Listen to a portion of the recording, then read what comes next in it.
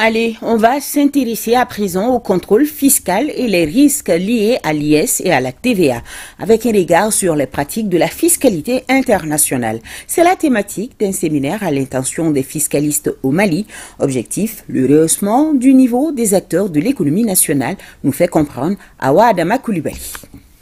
Après une première édition réussie, les hommes et femmes fiscalistes, responsables financiers et comptables se retrouvent de nouveau pour un renforcement de capacité.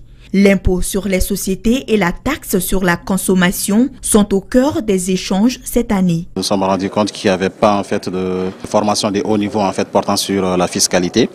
Et les formations qui existaient avant, c'était vraiment des formations basiques. Les entreprises rencontraient un certain nombre de difficultés sur le plan fiscal. Si vous regardez la TVA et l'impôt sur les bénéfices industriels et commerciaux, combiner ces deux types d'impôts, ça constitue plus de 60 à 70% des recettes fiscales. Qui parle de prélèvement fiscal parle des entreprises. C'est ainsi qu'elles étaient nombreuses à répondre présentes à cette rencontre d'acquisition de pratiques adéquates pour mieux gérer leurs recettes. C'est un séminaire qui nous permet d'apprendre à être assisté et avoir plus de contacts pour une bonne perfection.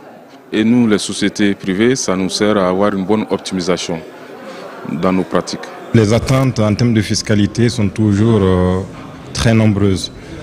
Et en 2 jours, on ne peut nullement combler ces attentes-là.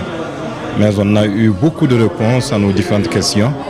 Et on les exhorte également de nous aider dans ce sens-là, afin que nous puissions nous acquitter comme il faut de nos obligations fiscales. La TVA et l'IS occupent une place de choix dans les recettes fiscales au Mali. Une occasion pour la Direction générale des impôts de rappeler les défis de l'année 2023. Plus de 1000 milliards de francs CFA à récolter. Chaque année, les impôts, on nous fixe des quotas à atteindre. L'année dernière, on avait un objectif de 986 milliards. Donc cet objectif a été atteint et dépassé. On a fait 101%. Et cette année, ce même objectif a été augmenté de 180 milliards. Donc, ce qui fait 1066 milliards qui est attendu de l'administration fiscale. Actuellement, le Mali ne vit qu'avec les ressources budgétaires, les ressources fiscales générées et par les impôts et par l'administration des douanes. Donc, nous attendons beaucoup de grandes entreprises, vraiment pour nous aider à réaliser les chiffres que je viens d'annoncer. Pour donner un nouveau souffle au secteur de la fiscalité au Mali, les initiateurs comptent bien suivre avec les entreprises participantes l'application des connaissances acquises.